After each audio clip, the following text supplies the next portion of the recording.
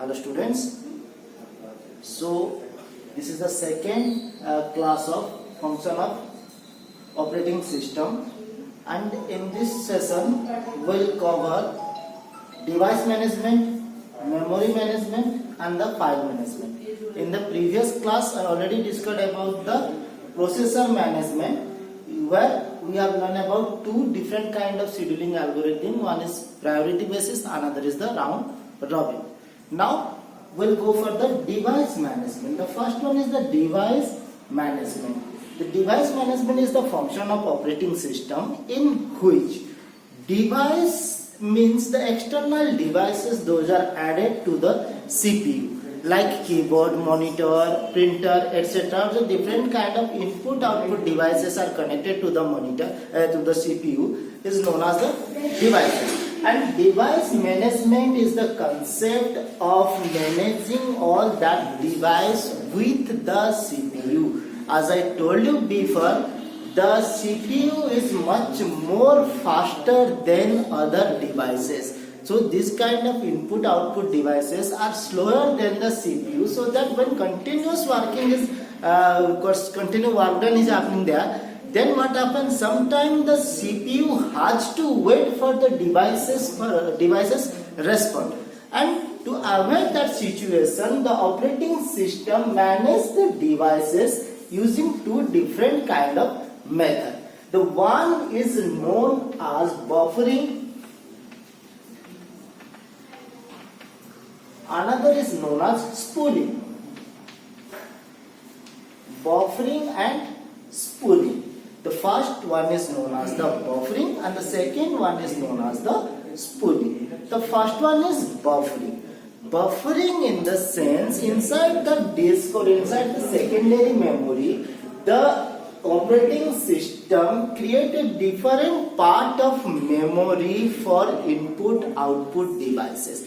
A set of memory is reserved for the input output purpose, which is known as a buffer, or a part in which temporarily the input output things can be stored. So whenever the CPU requests the input device or output device for any kind of command or any kind of instruction, at that time what happens, it is not directly connected with the input device, which data is already come and stored in the buffer will be used by the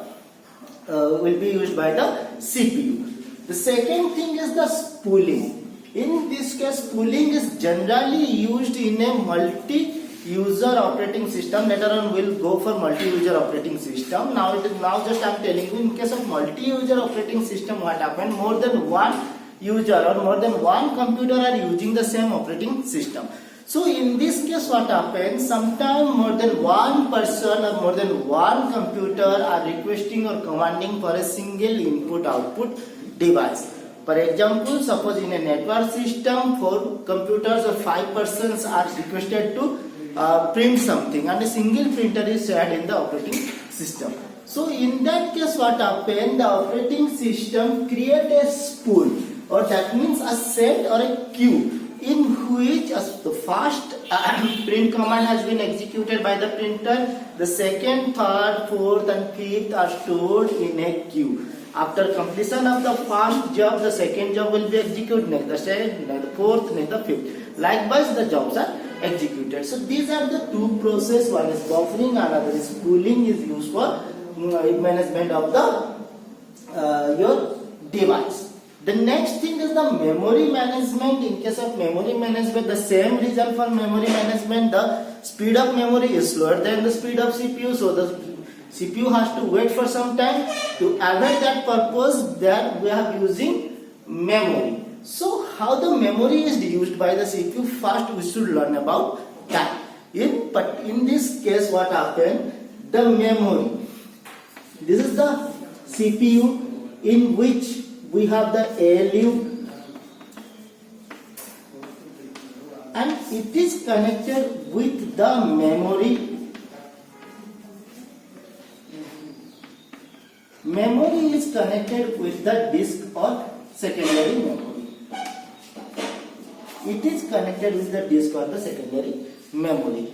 So each and every program, those are stored in the memory, can only be accessed by the ALU or only be accessed by the CPU. So here what happened, first the program is copied to the memory, then from the memory it copied to the ALU. So after one program, the second program will be copied. So until the first program is executed inside the ALU, it is stored in the memory. Then what happened after completion of the first program or first task, whatever be that, what happened, the CPU has to wait so that the memory can load the second program.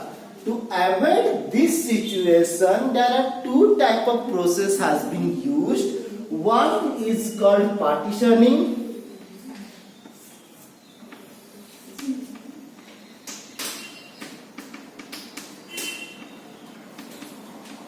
and second is called virtual memory.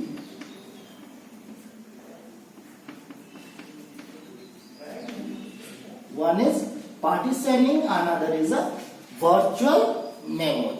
So first we'll go for the partitioning. In this partitioning, the memory is partitioned or divided into smaller parts. These parts can be fixed size or variable size. Fixed size or variable size in the sense, in case of fixed size, the memory is already partitioned into some particular amount, suppose 1 GB, 2 GB or anything like that. And that much size is fixed. Each and every time the program will be stored in that much of area. If some space will be leave, that means suppose the partition area is 200 MB and the program is up to 150 MB, then another 50 MB will be wasted in that case. In case of variable size, what happens, according to the size of the program, it will partition. That means the program which need 150 MB, the size of that partition is 150. Suppose second program is need 200 MB, then the partition will be 200 MB. Okay, so in this process what happens, the programs are continuously come to the memory, first program, second program and the third program. This is program 1 space, this is program 2 space, this is program 3 space. So when program 1 is executed by the CPU, already program 2 is stored in the memory. So after execution of this program has been moved to the memory, and when this program moved to the memory, then this space will be freed so that next program 4 can be stored in this part of memory. So this is the process of partitioning. The next part is the virtual memory. As the name says virtual, that means this is not a real memory. Virtual means which is not real. So this virtual memory, in case of virtual memory, it is not a real memory. What happened over here, in this memory, the program is continuously read from the disk to the memory, from the memory to the ALU. That means the complete program is not loaded to the memory. A part of the program is loaded to the memory. That part moved to the ALU, executed. Then the second part is loaded to the memory. When second part is executed, the third part is loaded to the memory. This kind of concept is known as the virtual memory under memory management. And the third thing is your file management. All of you know about the file. Anything you are storing in your computer is stored through a file. Okay, so files are sometimes stored under folder or directories, and directories are stored under your drive.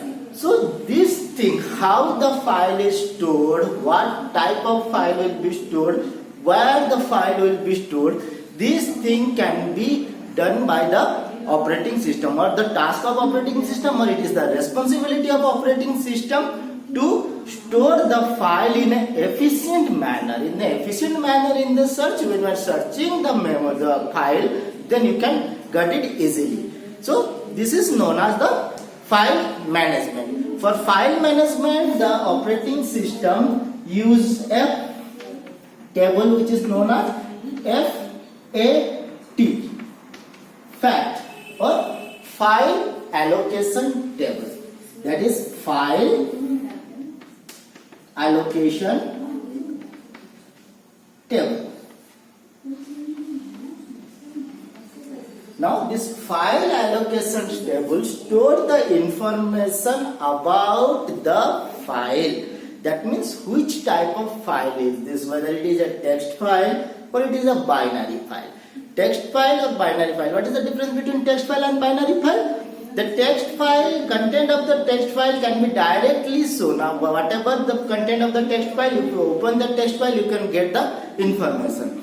But in case of a binary file, what happens? The information are encrypted in binary format. That means if you open those files, you cannot read the information. But that kind of file is known as a binary file. So the file allocation table stores the information what type of file is to be stored in the memory.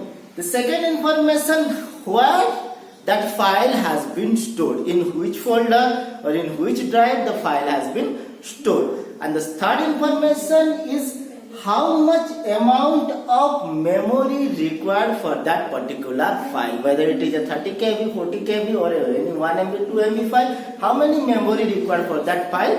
This is known as your file management. These three things can be solved using the file management.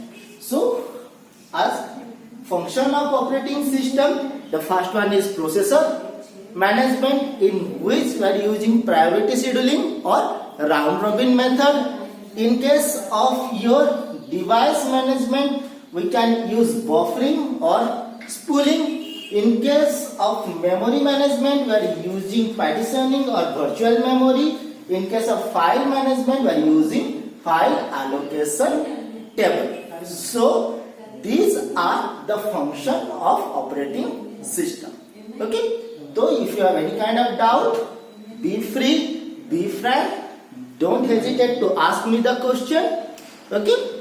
So guys, this much on for today's class. Thank you and have a nice day.